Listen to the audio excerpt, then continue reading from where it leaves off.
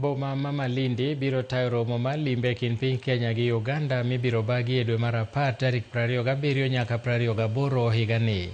Romono biro kaluwore kod winjruok e kind pinje ariyogo mar jiwo weche mag limbe.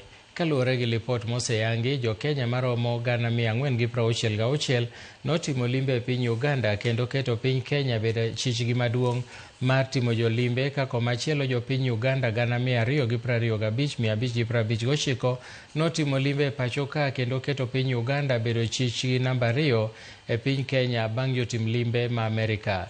Kwan jo Uganda malimo Kenya oyangi ni medore higa ka higa, ka romo makamano dhi medo jiwo tudruok e kind pinjego.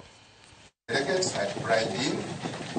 The second year in 23, we had over 500 delegates. And last year in Kampala, we had about 600.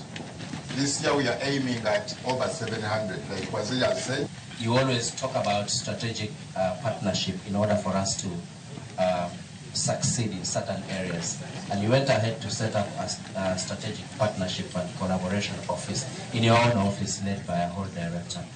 And what is happening here today is about the strategic partnership between Uganda and Kenya, which is growing.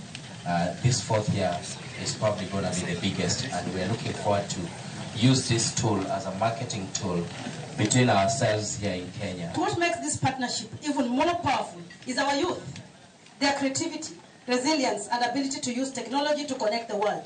The next wave of tourism will not only be driven by brochures and billboards, but by digital innovation, virtual storytelling, apps, and platforms designed by youth minds who understand the global market of traveler of today.